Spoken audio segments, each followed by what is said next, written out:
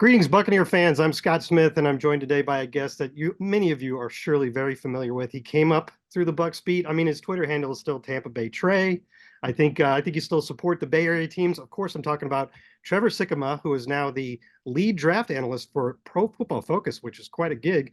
Also, a co-host with Connor Rogers of NBC Sports of a very good and very popular draft-related podcast called the NFL Stock Exchange. Personally, it's a must-listen for me. Check it out. Trevor, thanks for your time, man.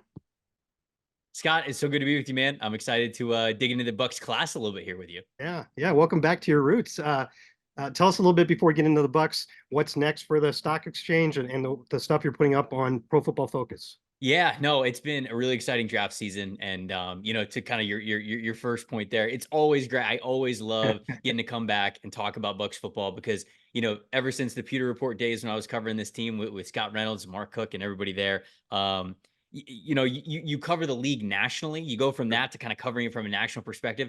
And I just don't get to talk about the Bucs nearly as much. And I definitely, when I get to go on shows like this, is sort of therapeutic for me. I get to Awesome. actually talk about the Bucs more. But no, the stock exchange has been great. It's been an awesome year covering the NFL draft with Connor, who is one of my favorite just people in the industry and people in the world. So it's a lot of fun for me to be able to do that.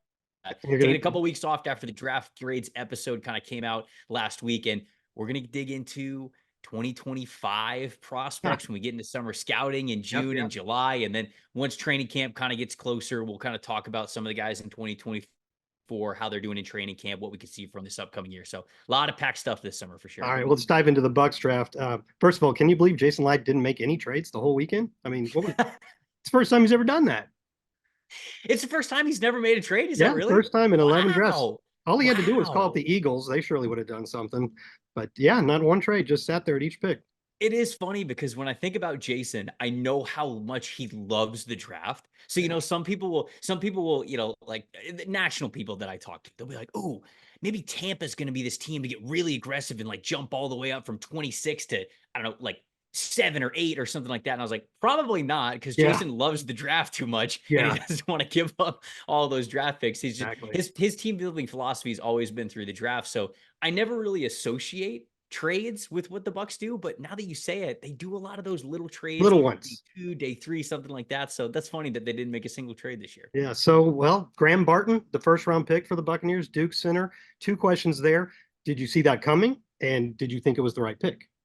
Yeah, I don't mean to kind of like toot my own horn here and say that I called this a year out because I'm definitely Oh, not saying that that was the case. But when I watched Graham Barton during summer scouting a year ago, I just looked at the type of player that he was, the positional flexibility that he had, that mentality that he had, both for pass blocking and run blocking, just how he wanted to be a finisher, how he played through the whistle, just his play style, his balance, all of that stuff. And I went, man, people talk about him as the left tackle of the Duke Blue Devils, but he'll probably be an interior offensive lineman at the NFL level.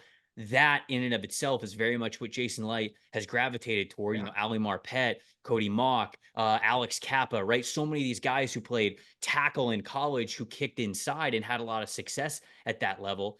And I looked at him last summer. I was like, man, I have no idea if this is possible. I have no idea if the Bucs are even going to want an interior offensive lineman, but I bet he'd be a player that Jason Light would gravitate towards. So, a week ago, or I should say, a week prior to the draft, when Jason did his pre-draft press conference, and he said, "Hey, we got about 5 to 7 players that we would be Yeah. comfortable with at 26." Yeah. I'd have bet my bottom dollar that Graham Barton was going to be one of those Mhm. players. Now, didn't know if he was going to make it to 26. Obviously, they talked about them being shocked that he did, but I think he's a perfect fit for what they want, right? I mean, like I think that they've obviously Tristan Wirfs is an All-Pro offensive tackle, and he's a mainstay there. It was great to see Gadecki get better last year. Cody Mock is obviously coming along as well, but there's a couple of upgrades that they could have made along the interior offensive line, maybe at guard, maybe at center. And Barton has the ability to play both. I know people kind of talked about, okay, he's announced as a center. They'll probably start him at that center spot, but in reality, he's one of those flexible interior offensive linemen who, sure, in 2024, he might be playing one spot for you, but in 2025, it might be a different one. And I still think that he's going to be able to maintain that high level of play. So I did like Barton a good amount. He's been a pretty much a top 40 player for me since the moment that I watched him. He was somebody that I felt could be a late first, early second round pick, depending on where the overall hype from the league was Yeah. going to place him. And so for him going to Tampa, I think it's a really great spot. And he feels like a Buccaneers fit. He really does. I would imagine you could probably recite the Bucs' entire draft for all the attention you've paid to, and for every team probably. So when you look at the draft as a whole, all 7 players, is there one that sticks out as a particularly good value or a steal? Yeah, I mean, there's a couple that I like, and it's more of, when I do this, I'll do a big board and I'll have these players ranked in certain spots, but it's always kind of tricky, when I do these draft grades, sometimes, for example, like a player might get drafted in the 60s and I might have him ranked in like 80s, 90s on my board. But the fit might be fantastic. And so I'm not necessarily going to say, okay, well, I had him ranked 20 spots lower and I'm going to like ding this team for it on their draft grade. If I like the fit, then I like the fit. Like I like that player going to that spot. I could actually see them working out really well. When I look at a player like Jaylen McMillan, the wide receiver from Washington, Yeah. wide receiver was kind of a sneaky need for the Buccaneers, just long term, and I Mhm. don't think it's, obviously with Mike and Chris there, they're going to get the lion's share of the targets in the passing game, but long term, 2-3 years down the road, you don't know where this team's exactly going to be. So that's why you got guys like Trey Palmer. It's why you draft a guy like Jaylen McMillan to say, hey, if we happen to move on from one of these guys sooner than maybe we thought we were going to, we're going to be all right because we already got these guys in the farm system, if you will. McMillan, to me, is somebody who was really impressed with at the college level because Washington continued to emphasize him in the passing game. And we have a metric at PFF that we call threat, and it's basically wide receiver usage. How often are you getting targeted when you are running a route on the field in a passing concept? It shows how much the offense emphasizes you when they are passing the football. Despite Washington having Rome Odunze and Jalen Polk, Jaylen McMillan still got a decent amount of the touches. They still wanted to get this guy the ball in his hands. And I felt like just because he was in a same class with those two other receivers, it was probably going to push McMillan down just because he wasn't going to get that hype. But I really felt like where the Bucs drafted him, I thought that was a steal kind of at that back end of the third round. I think that he could be really valuable for him. And when I look at this class overall, that's the one that I think, man, there is a path where he could really come in handy if the team's in a financial pinch or if one of those top two guys ends up going down or leaving the team in a couple of years, whatever it is. I think McMillan could fill in pretty nicely. Our new wide receivers coach said on Monday that Chris Godwin is going to go back to playing primarily in the slot after his role kind of changed last year, and that he felt Jaylen McMillan could play the Z, the X, or the F. And I know you certainly watched his tape and saw that he almost played exclusively out of the slot at Washington. But given his skill set, you see him being able to thrive on the outside. Yeah, I think so too, just because he's such a smart wide receiver, right? The thing that I like the most about McMillan and the reason why he had so much success from the slot is you give him that flexibility and that space and he knows what to do with it, right? It's not just the slot isn't this thing where it's like a cure for all wide receivers where you just go, oh, okay, they're not great at the boundary. Let's put them in the slot. They'll be great.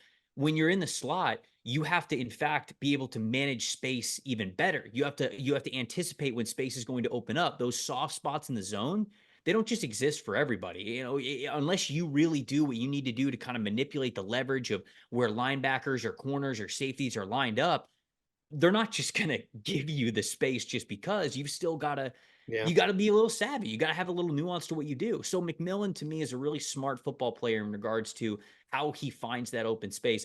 I think that can exist as a slot and as a flanker, as that Z player. You're not going to want him on as an X because he's just not really that big, strong on the line of scrimmage type of a wide receiver. But I like him anytime he gets to be off the line of scrimmage if you Right. want him on the outside, because that also becomes a player that you can move around in pre-snap motion sets. And I think he's got a lot of versatility and high football IQ to be able to utilize that too.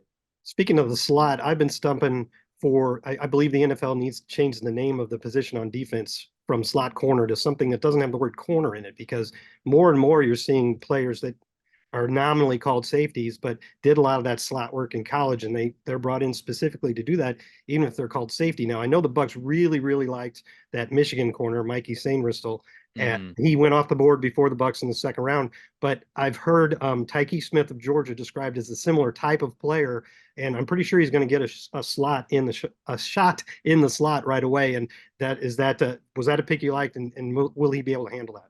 Yeah, this is definitely a pick that I liked. And when I watched Tyke Smith, wait, sorry, is my dog barking? Can you hear Oh, that? that's okay.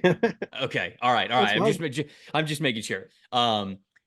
So I really like TaQuon Smith. And when you look at his background, he played more primarily safety when he was at West Virginia. And then when he came over to Georgia, he was that slot defender. And there's a couple of different names that you have for it. Like in college football, they call it a little bit of different things. Like sometimes you'll see defenses call it a star position, which I think is aptly named because that player is sometimes integral to exactly everything else that you do in coverage. So, for this player that TaQuon Smith was for Georgia, he was a more powerful, like bigger, stronger nickel defender, where sometimes it feels as though teams have to pick and choose, right? Okay, do we want a true safety to try to play as our overhang and our nickel defender? Because if so, then the quicker wide receivers might give him fits. All right, do we want a smaller corner to play that nickel defender role? Because if so, then if a team puts a tight end at that spot, man, then we're really getting a mismatch when it comes to size.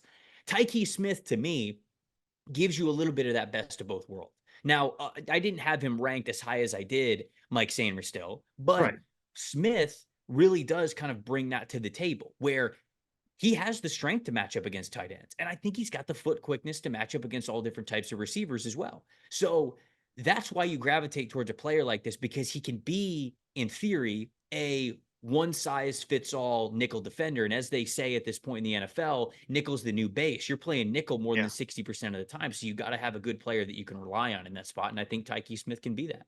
Okay, I'm not going to make you go down each pick one by one, but I do want to hear your thoughts on Bucky Irving, the fourth round running back out of Oregon, a guy that I think the Bucs are hoping can really take a good chunk of the role right away because they don't really necessarily want Rachaad White to lead all NFL running backs in snaps again this year. So, what do you think of his fit in what the Buccaneers are trying to do, and can he be a three down back? I love Bucky Irving. I really do. He was my RB5 going into the Oh, draft, and I understand. Look, he's smaller. He didn't yeah, really test very well. Those are two things that normally go against you at a position that demands athleticism, like running back does. But there are two metrics that we love to use when we are judging running backs going from college to the pros that sort of take away them from their offensive line, right? Because that's the ultimate question. When a running back is super productive, we go, yeah, it's just because he's behind one of the best offensive lines. Like who knows? These two metrics that we have can really take the running back away from that, and we can see some more individual statistics from them. That is missed tackles forced per attempt. yeah, So how often you are making guys miss, whether yeah. that's in the backfield, whether it's at the line of scrimmage, whether it's when you get to the second level, how often are you making players miss? And then yards after contact, because no matter how your offensive line plays, you're probably going to get contact somewhere. Is it in the backfield? Is it at the line of scrimmage? Is it at the second level? Is it to the sideline? Where is it? And how many yards do you get after that contact?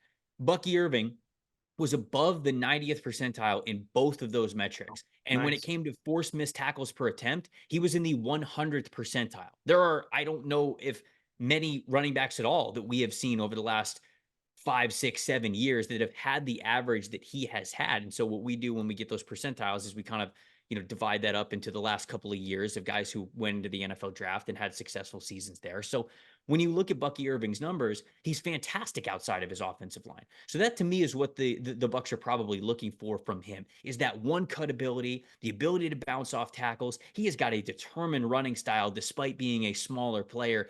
Sure, he's not going to hit the 40, 50, 60-yard home run rushes for you, but you don't need that. And how often you really get the chance to be able to do that? You'd rather have a back that gets you a healthy 4 to 5 yards per carry every single time he touches the football. And that is the efficiency of the run game that I'm sure the Buccaneers were looking forward to increase, to always have out there, where they believe Rachaad White could be that guy. But again, like you said, you don't want to give this guy a million carries every single year. You want it to be a steady committee. You want to have somebody that you can lean on. And Rachaad White and Bucky Irving, I think, are two really nice backs to pair here in this backfield to expect some good efficiency and some good production.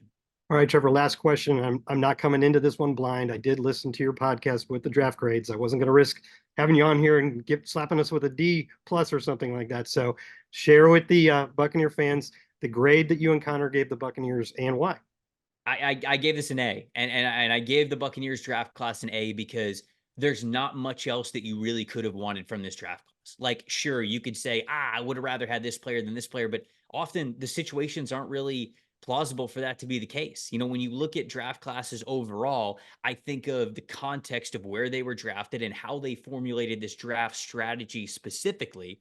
And I thought the Buccaneers did a really great job. Chris Braswell to me is kind of the ultimate wild card. If Braswell really breaks out and he really plays well, then this is just an absolute home run of a draft. If Braswell is more of just, you know, kind of just a rotational edge rusher, that speed, explosive player who gives you a lot of power as a two-point outside linebacker, even if that's just what he is as a rotational player, this class can still be very impactful because like the players that we've went over already, Barton, I think, can be a starter. TaQuon Smith can be a starter. Jaylen McMillan can be a starter. And if Braswell is another starter, I mean, for you to get 4 starters out of this class, to me, that's just an absolute home run. So I thought it was the exact type of draft that Tampa needed. You could have, I mean, I saw a lot of Bucs fans over the last month or so throw out a lot of different mock drafts or of, you know, like, oh, what if they went edge rusher in the first round? Or what if they went a different position in the first round, wide receiver, whatever it was. But for how the draft fell to them, I think they did a great job, as Jason Light has done for a while now,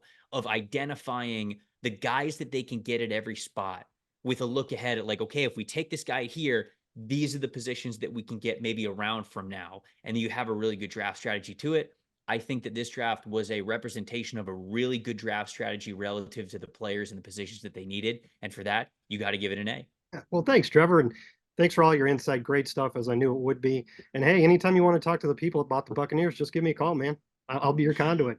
I appreciate it, Scott. You might regret that because I might request to get on a bunch of times during the season, but Awesome. I appreciate it, man. Anytime.